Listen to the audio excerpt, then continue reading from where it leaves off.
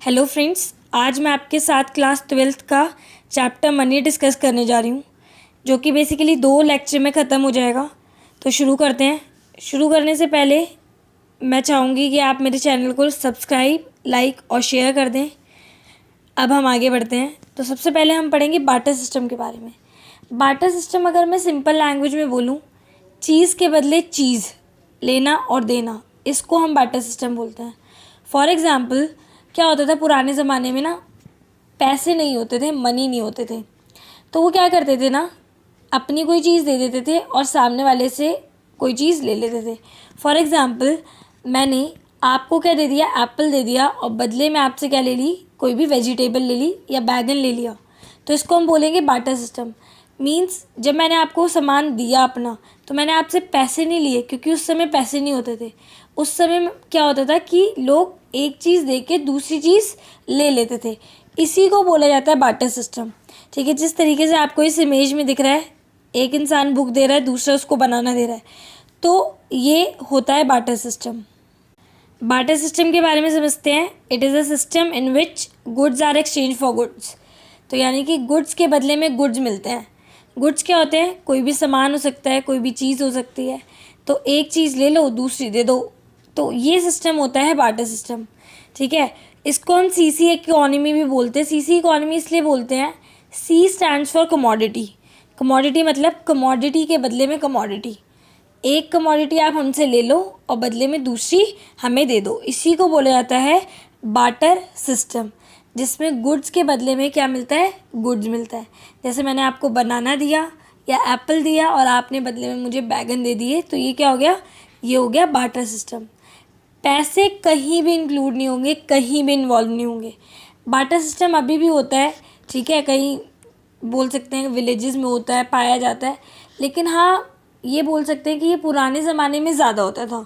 ठीक है, पुराने ज़माने in the sense ancient time में लोग ऐसे ही करते थे। उस समय मनी का कॉन्सेप्ट नहीं था, लेकिन हाँ इसकी कुछ लिमिटेशंस भी हैं, ड्रॉबैक्स भी हैं, और वो क्या है हम एक बार पढ़ लेते हैं। पहला है difficulty of double coincidence of want, lack of common measure of value, lack of standard of deferred payment, future payment, lack of store of value. तो इनके बारे में हम डिटेल में पढ़ते हैं। First point, difficulty of double coincidence of want. इसमें क्या होता है ना कि एक इंसान जो दूसरे से सामान चाहता है ना, वो उसके पास होता नहीं है। फॉर एग्ज़ाम्पल ये इंसान चाहता है कि इसके पास से मुझे एप्पल मिल जाए, और ये क्या कह रहा है, आई डोंट हैव एप्पल, मेरे पास सेब नहीं है। तो ये कह रहा है जब तुम्हारे पास सेब ही नहीं है, तो जो चीज़ तुम मुझसे चाहते हो ना, मैं तुम्हें नहीं दूंगा। क्यों नहीं दूंगा, बिकॉज तुम्हारे पास वो चीज़ नहीं है जो मुझे चाहिए। तो इसमें दिक्कत क्या आ रही है कि जो ये चाहता है वो इसके पास नहीं है, जिसकी वजह से ये इंसान इसको वो नहीं दे रहा जो इसके पास है और जो ये चाहता भी है। तो ये दिक्कत होती है।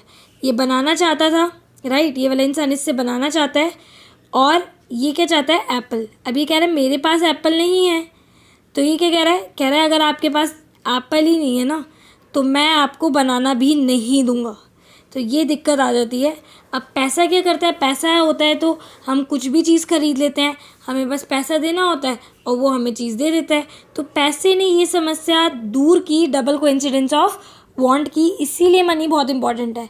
हम मनी से ऑलमोस्ट सब कुछ खरीद सकते हैं। कुछ चीज़ें हैं जिसको नहीं खरीदा जा सकता है, किसी के इमोशन नहीं खरीद सकते हैं, किसी की फीलिंग्स नहीं खरीद सकते हैं, बट हाँ हम बोल सकते हैं कि मनी ने हमारी डबल कोइंसिडेंस ऑफ वांट की जो दिक्कत थी उसको ख़त्म करा है। Second, lack of common measure of value. So basically क्या होता था ना, लोगों के पास ना मेजर करने के लिए कोई चीज़ ही नहीं होती थी। अब लोगों ने क्या करा, मैंने उससे एप्पल लिया और उसने मुझे क्या देना था, बनाना देना था। क्या एप्पल और बनाना के रेट सेम होते हैं, अलग अलग होते हैं ना। तो लोग क्या करते थे कि एक चीज़ दे दी और दूसरी चीज़ ले ली। उनके पास मेजर करने के लिए, तोलने के लिए कोई मेजर ही नहीं होता था। जैसे ये बट्टे होते हैं ना, इससे क्या करते हैं, इससे हम चीज़ों को तोलते हैं कि ये चीज़ इतने रुपए की है तो इतने की मिलेगी। तो लोगों के पास कोई मेजर करने के लिए चीज़ें ही नहीं होती थी, ना तराजू होता था, ना कोई चीज़, ना केजी, लीटर, कुछ भी नहीं होता था। यूनिट्स ही नहीं होती थी। तो वो क्या करते थे, एक बार क्या हुआ कि एक इंसान ने बोला कि भैया मुझे ना 100 बैग्स चाहिए, ठीक है, और बदले में ना मैं आपको क्या दे दूँगा, 1 लीटर जो है मिल्क मैं आपको प्रोवाइड करा दूँगा। तो आप देख रहे हो 100 बैग मांग रहा है वो, और बदले में क्या दे रहा है, 1 लीटर मिल्क। कोई स्टैंडर्ड है, कुछ भी नहीं है, ठीक है। एक इंसान लूट रहा है और दूसरा उसको लूट रहा है। तो इसमें क्या दिक्कत होती है कि मेजर करने के लिए उस समय कोई भी वैल्यूज़ नहीं होती थी, ना कोई तराजू होता था, ना कोई बट्टे होते थे जिसके थ्रू वो मेजर कर सकते थे। थर्ड पॉइंट है lack of standard of deferred payment, future payment. लोगों को दिक्कत होती थी फ्यूचर पेमेंट करने में। बेसिकली वो क्रेडिट पे ना सामान देना नहीं चाहते थे। अब एक इंसान आता है, बोलता है कि मुझे एप्पल दे दो और इन फ्यूचर में मैं आपको रीपे कर दूंगा। अब मेरी प्रॉब्लम क्या है ना, मेरी प्रॉब्लम ये है कि मैं सोचूं कि वो सेम क्वालिटी मुझे वापस कर भी पाएगा या नहीं कर पाएगा, ठीक है, और फ्यूचर में पेमेंट कर भी पाएगा या नहीं कर पाएगा, ये भी दिक्कत है। दूसरी दिक्कत मुझे ये हो रही है कि जब तक वो पेमेंट करेगा उसकी वैल्यू क्या ना हो जाए, कम ना हो जाए। तो ये 3-4 फैक्टर्स की वजह से लोग ना क्रेडिट पेमेंट करते नहीं थे। Fourth point lack of store of value. अब इसमें क्या होता था, जैसे ये वेजिटेबल्स हैं, इनको ना स्टोर करने में दिक्कत आती थी।